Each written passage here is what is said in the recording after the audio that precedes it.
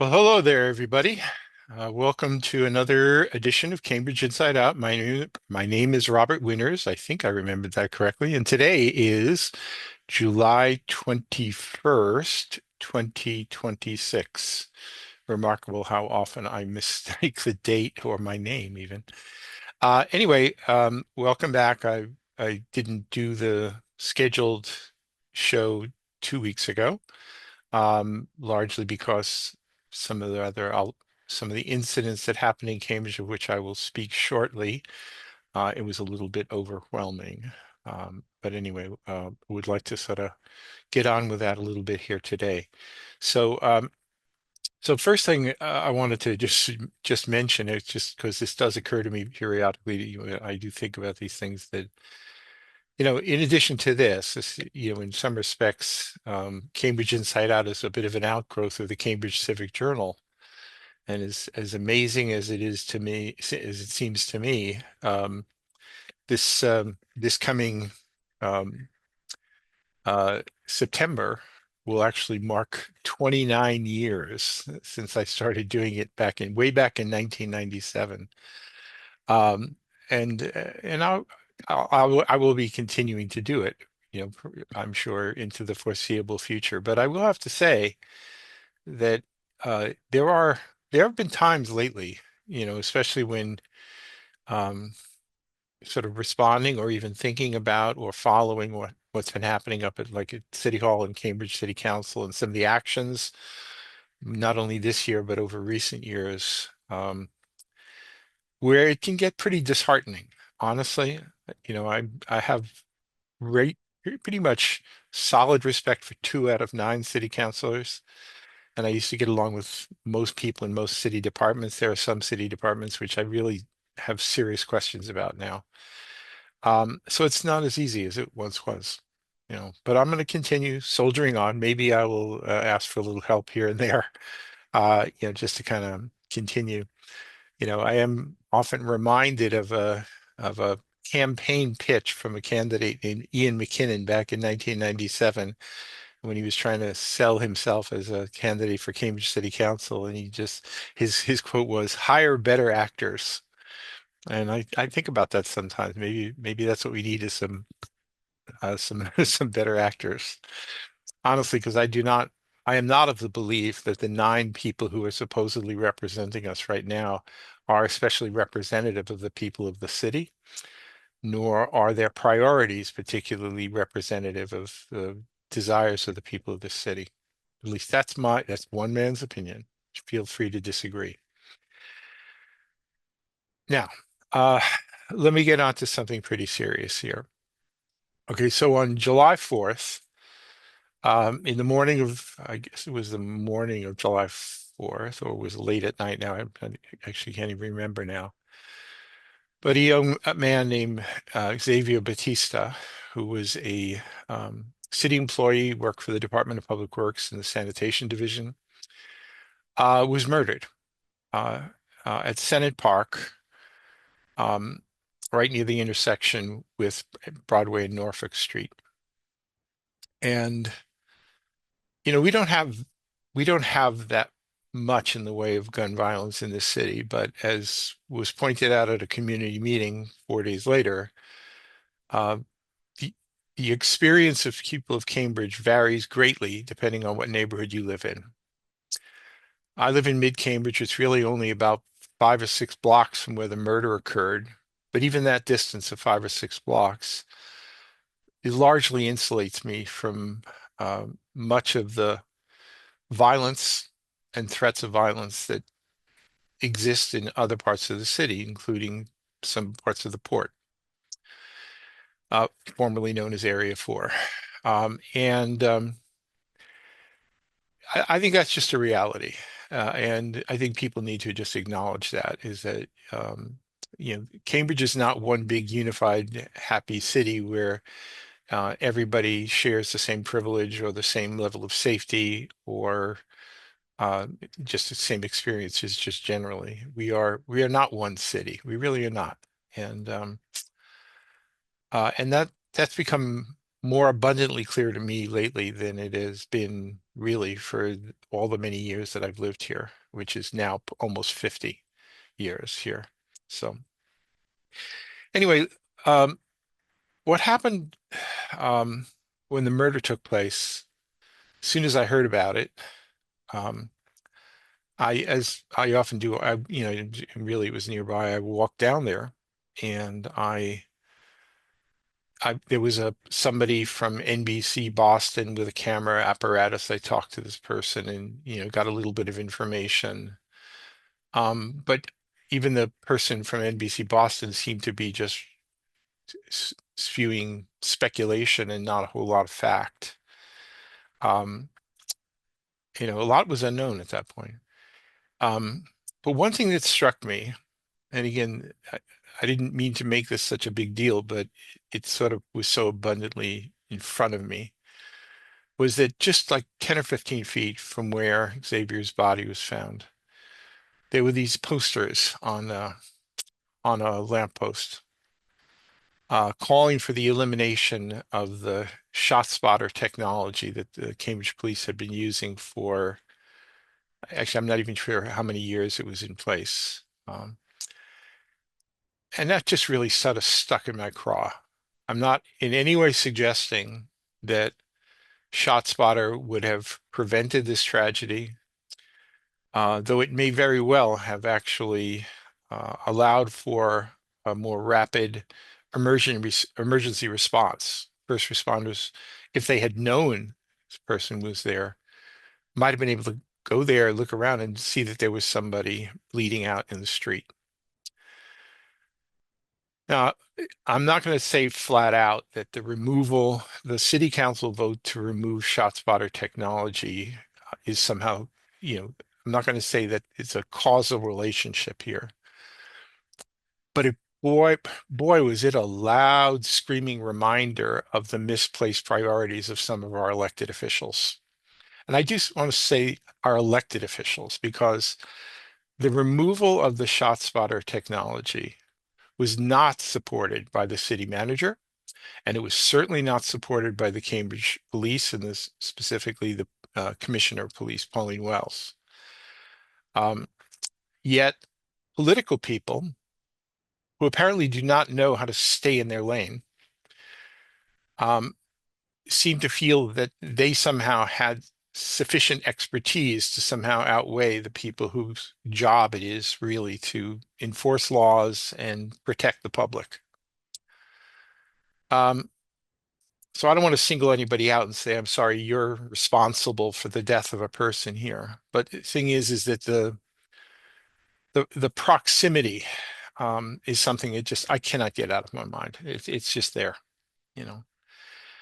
Anyway, thankfully, about I think let's see, there was a community meeting about this so the murder took place on July 4th, and then there was a community meeting the following Wednesday. I think it was Wednesday, July 8th, at Cambridge Senior Center. Now, I don't usually go to these meetings, honestly, because if there's been a tragedy that took place, I always find it somewhat kind of voyeuristic to be sort of witnessing the pain and suffering of family members just for the sake of seeing it. I mean, it's pain enough for them. But this time here was a little bit different for me. So I wanted to be there, and I went to the meeting, and most of the people who were assembled there at this meeting were persons of color and people who primarily lived in the area where this took place. There were also family members, a fiance, sister, a cousin. And yes, there were political people there, including, I believe, 7 of the city councilors actually were there. I have to say, thankfully, most of them chose not to speak. And save for Councilor Simmons, who when she spoke with some authority as she lives in the neighborhood. But political people have a tendency to kick into political speech making whenever there are events, and it's quite thoroughly inappropriate to be doing so. But sometimes they simply can't help themselves. So I think we were somewhat blessed by the fact that most of them chose not to speak, and that was a good thing. There was some real missteps. And again, I'm not trying to beat anybody up in saying this here, but our city manager, who is, I think, is a good manager, a good man, um, maybe made a blunder in simply declaring, says, well, Cambridge is a safe city. Statistically speaking, that's an accurate statement. But I think when you're in a room with people who've just lost a very close relative, who do not particularly feel safe where they live, and as I learned at this meeting, that same family actually lost another relative a few years in a murder, just a few blocks from there. Um, for the city manager just to make a declaration that Cambridge is a safe city, even if statistically correct, is inadvertently insensitive to have said that. And I think he got called on the carpet by some of the assembled people there for having just made such a generic statement as that. Now, I know a fair amount about Cambridge history, and I've lived here for 50 years. I'm not born and raised here, and that is a difference, by the way. Let's be really clear. The experience of somebody who was born and raised here, went to high school here, went to grade school here, had a lot of relatives here, is always going to be different from somebody like me who came here to go to graduate school and stayed. We are part of the two different cities that are there. But I have to say, even if I felt I knew and had a good sense about this city, there were some things said specifically by family members there that really opened my eyes and you know forced me to really sort of think about the reality of the fact that we are not one single unified city and that the lives of some people really are fundamentally different than the lives of some others, including me. you know there's one person in particular I'll single out, which was a fellow named Casey, who was a cousin of Xavier Bautista, the man who died, um, who was, and I'll say it frankly, who was quite wonderful at just cutting through the bullshit and just saying it like it is.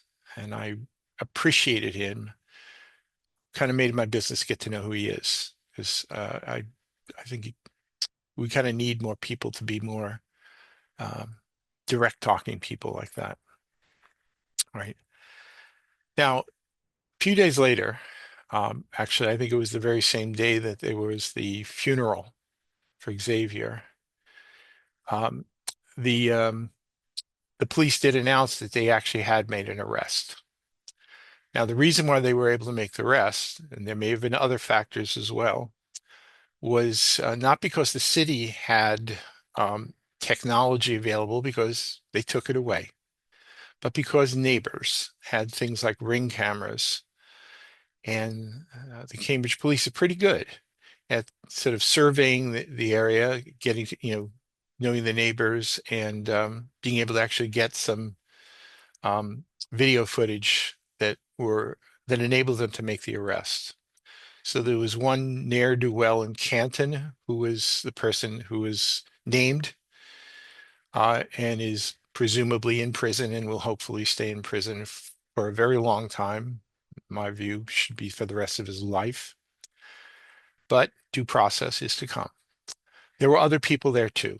Now, whether this was one of these gang initiation things or just some opportunistic bastards looking for somebody at 4:30 in the morning, I don't know.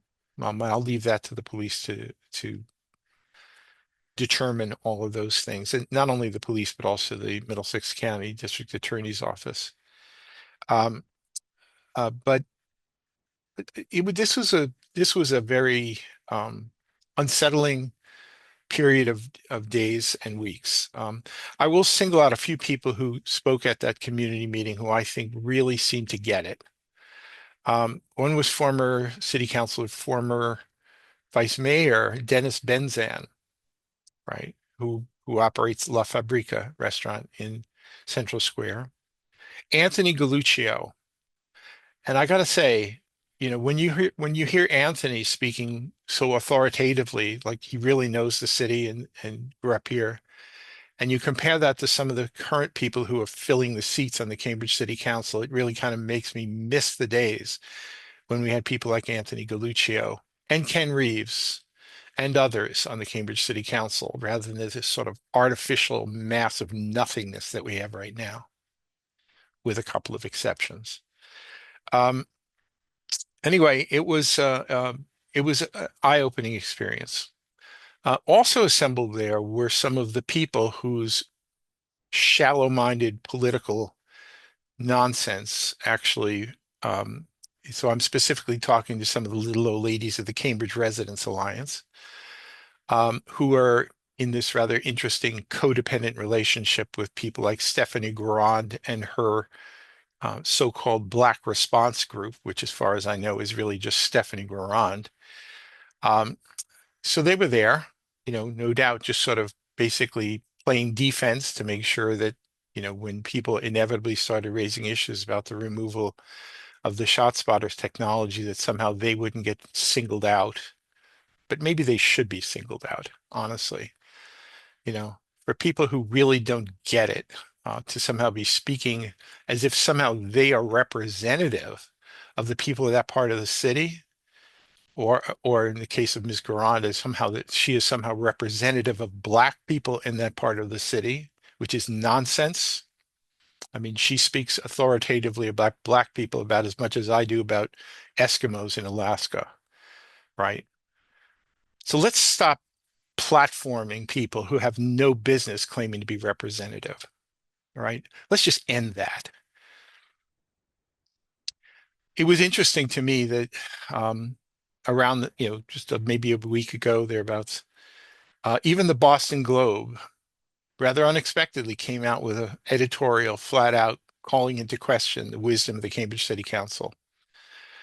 Again, nobody's saying that had ShotSpotter technology been there, that the outcome would necessarily have been different. But they basically pointed out there simply was no rational basis for the vote that the city council took.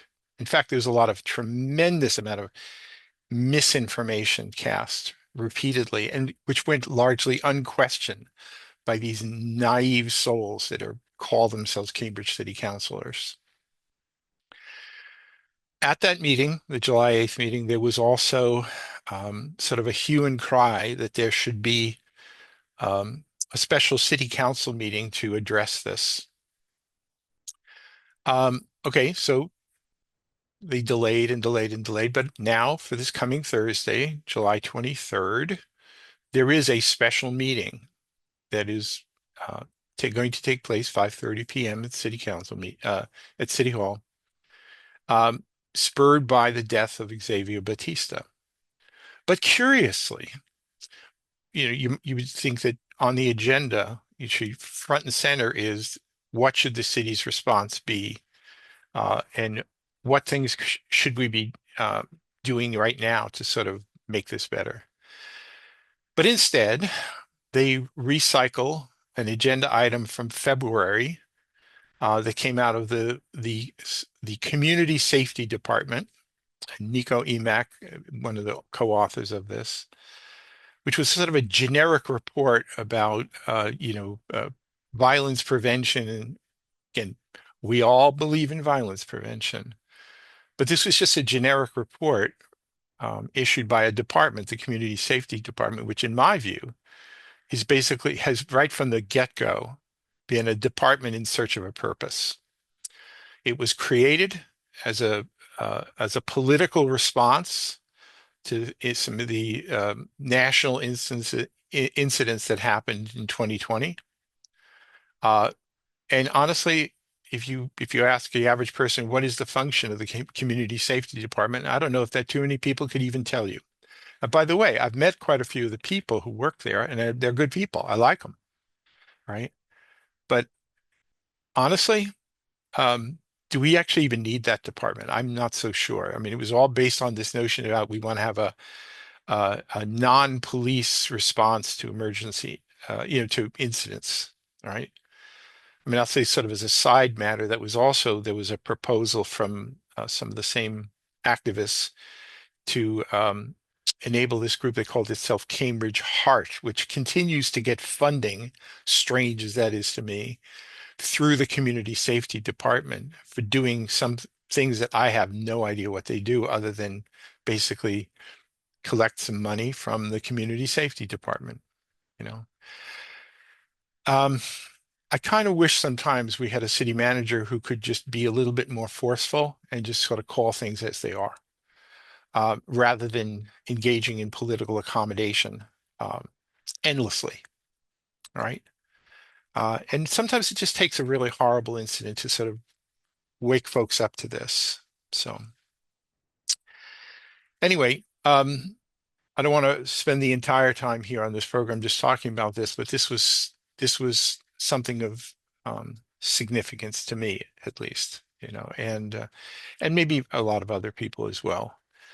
And I want to be, if I didn't say it earlier, I want to really emphasize it here, is that most of the people who were at that community meeting were persons of color, and they made it abundantly clear that those people who represented themselves as somehow speaking for the Black community in the port back when the the Public Safety Committee was meeting to initially propose the removal of ShotSpotter.